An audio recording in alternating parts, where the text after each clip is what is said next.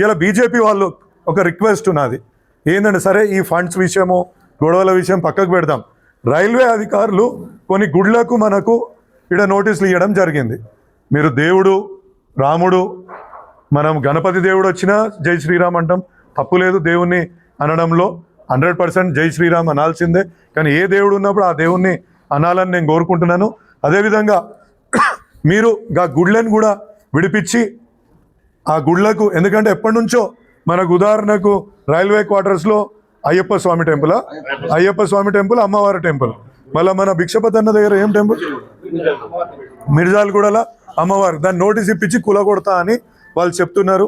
మన స్థానిక ఎమ్మెల్యే శ్రీ మర్రి రాజశేఖర రెడ్డి గారి ప్రెస్ మీట్ పూర్తిగా వినడం జరిగింది.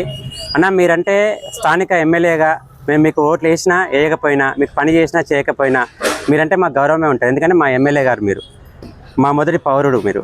కానీ మీరు మాట్లాడిన దాంట్లో అన్నీ కూడా పర్లేదన్న. మీరు మమ్మల్ని మీరంటారు, మిమ్మల్ని మేమంటాము. అదే రాజకీయంగా ఒకరికొకరికి సిద్ధాంతపరంగా వ్యతిరేకత ఉండడం ఓకే.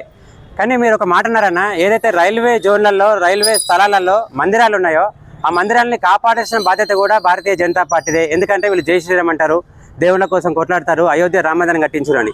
అంటే మీరు అన్నదలుచుకుంది ఏందో నాకైతే అర్థం కాలేదన్న క్లియర్గా. నా డౌట్ ఇప్పుడు అడుగుతున్నా మిమ్మల్ని, అంటే భారతీయ జనతా పార్టీ మాత్రమే దేవాలయాలకు రక్షణనా, టీఆర్ఎస్ దీనికి వ్యతిరేకమా?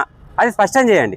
మీరు చెప్పండి. మేము మా ప్రాణాలను వడ్డీ జైల్లో పోయినా సరే, మా ప్రాణాలు పోయినా సరే ఆ మందిరాన్ని కాపాడతాం. గతంలో కాపాడింది మేమే, ఇవాళ కాపాడేది మేమే, రేపు కాపాడేది మేమే. కానీ ఇవాళ మీరు ఎందుకు ఈ మాట అన్నారో మాకైతే అర్థమైతలేదు.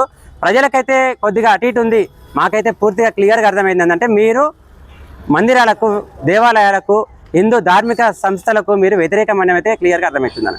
జై శ్రీరామ్.